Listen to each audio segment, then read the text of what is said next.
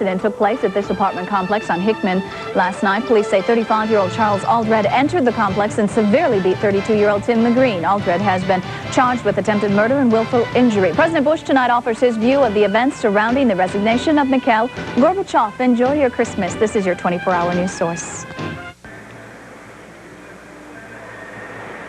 Christmas night in Chicago, in the usual packed house at Chicago Stadium, set to cap off their holiday with a unique Christmas night game between two of the best in the NBA, the Celtics and the Bulls. Merry Christmas once again, everybody. I'm Bob Costas. The start of tonight's game has been pushed back to 15 minutes past the hour because President Bush is now set to address the nation about the dissolution of the Soviet Union. So we'll be back here shortly with the call of the game, but right now we go to Andrea Mitchell of NBC News. Thank you, Bob. President Bush has returned to the White House this Christmas night, expressing gratitude to Mikhail Gorbachev and praise for what he called Gorbachev's bold leadership. Shortly after Gorbachev resigned, Russian President Boris Yeltsin assumed control over 30,000 nuclear weapons. Tonight, Mr. Bush will talk to the nation about Gorbachev's legacy and the future of U.S. relations with the new Commonwealth. He is expected to officially recognize Russia and the other republics. Now, the President. Good evening, and Merry Christmas to all Americans across our great country. During these last few months, you and I have witnessed one of the greatest dramas of the 20th century, the historic and revolutionary transformation of a totalitarian dictatorship, the Soviet Union, and the liberation of its peoples. As we celebrate Christmas, this day of peace and hope, I thought we should take just a few minutes to reflect on what these events mean for us as Americans. For over 40 years, the United States led the West in the struggle against communism and the threat it posed to our most precious values. This struggle shaped the lives of all Americans.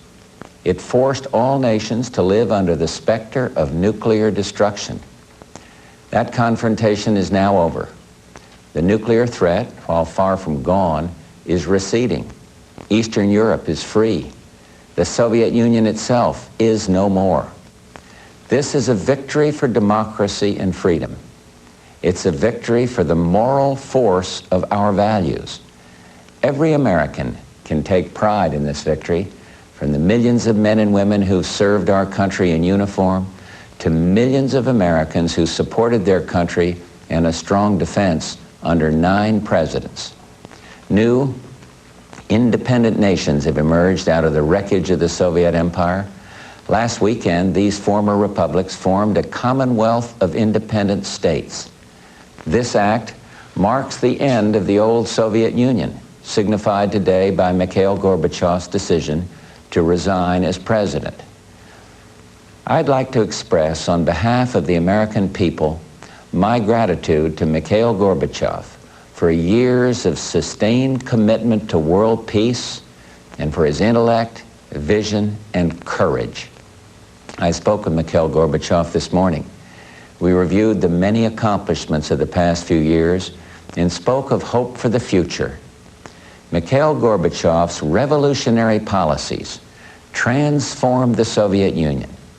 His policies permitted the peoples of Russia and the other republics to cast aside decades of oppression and establish the foundations of freedom. His legacy guarantees him an honored place in history and provides a solid basis for the United States to work in equally constructive ways with his successors. The United States applauds and supports the historic choice for freedom by the new states of the Commonwealth. We congratulate them on the peaceful and democratic path they have chosen and for their careful attention to nuclear control and safety during this transition. Despite a potential for instability and chaos, these events clearly serve our national interest. We stand tonight before a new world of hope and possibilities for our children, a world we could not have contemplated a few years ago. The challenge for us now is to engage these new states in sustaining the peace and building a more prosperous future. And so today, based on commitments and assurances given to us by some of these states concerning nuclear safety, democracy, and free markets, I am announcing some important steps designed to begin this process. First, the United States recognizes and welcomes the emergence of a free, independent, and democratic Russia led by its courageous president, Boris Yeltsin. Our embassy in Moscow will remain there as our embassy to Russia. We will support Russia's assumption of the USSR's seat as a permanent member of the United Nations Security Council. I look forward to working closely with President Yeltsin in support of his efforts to bring democratic and market reform to Russia. Second, the United States also recognizes the independence of Ukraine, Armenia, Kazakhstan, Belarus, and Kyrgyzstan, all states that have made specific commitments to us. We will move quickly to establish diplomatic relations with these states and build new ties to them. We will sponsor membership in the United Nations for those not already members. Third, the United States also recognizes today, as independent states, the remaining 6 former Soviet republics: Moldova, Turkmenistan, Azerbaijan, Tajikistan, Georgia, and Uzbekistan. We will establish diplomatic relations with them when we are satisfied that they have made commitments to responsible security policies and democratic principles, as have the other states we recognize today. These dramatic events come at a time when Americans are also facing challenges here at home. I know that for many of you, these are difficult times, and I want all Americans to know that I'm committed to attacking our economic problems at home with the same determination we brought to winning the Cold War. I am confident we will meet this challenge, as we have so many times before. But we cannot if we retreat into isolationism. We will only succeed in this interconnected world by continuing to lead the fight for free people and free and fair trade. A free and prosperous global economy is essential for America's prosperity. That means jobs and economic growth right here at home. This is a day of great hope for all Americans. Our enemies have become our partners, committed to building democratic and civil societies.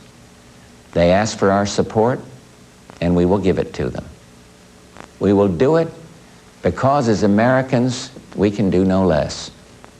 For our children, we must offer them the guarantee of a peaceful and prosperous future, a future grounded in a world built on strong democratic principles, free from the specter of global conflict. May God bless the people of the new nations in the Commonwealth of Independent States, and on this special day of peace on earth, goodwill toward men, may God continue to bless the United States of America. Good night. President Bush assessing the Gorbachev years and the outlook for relations with the new Commonwealth. More on these historic events tomorrow morning on Sunrise and Today. For all of us at NBC News, a very Merry Christmas, and now, back to the basketball game. This has been an NBC News special report.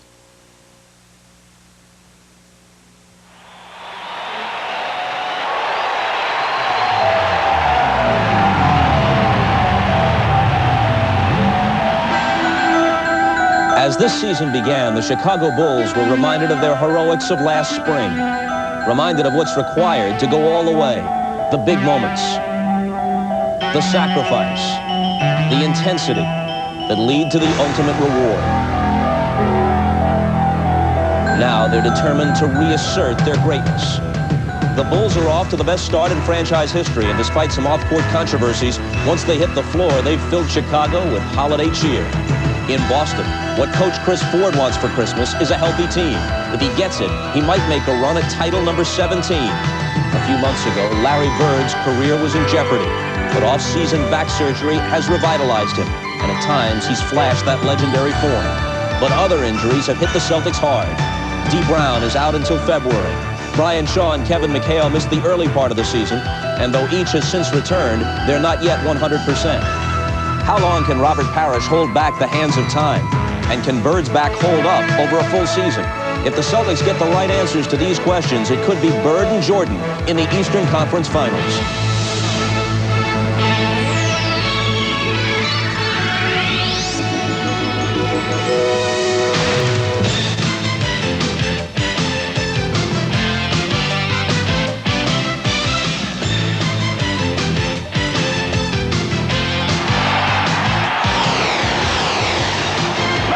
Here's what we want. Give him the ball to the backcourt. Jordan. Oh,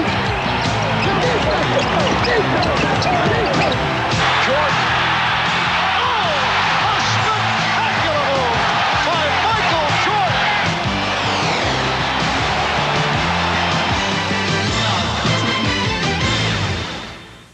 This is the NBA on NBC. Tonight, a special Christmas edition. The Boston Celtics versus the Chicago Bulls. No white Christmas in Chicago, unseasonably mild, still 33 degrees outside, up in the 40s earlier today. Festive atmosphere outside and in. Chicago Stadium is always rocking when the Bulls play, perhaps especially tonight, another national stage on Christmas night for the defending world champions. We'll be back with the introduction of the lineups. Everybody's into the spirit when we come back to Chicago Stadium in just a minute.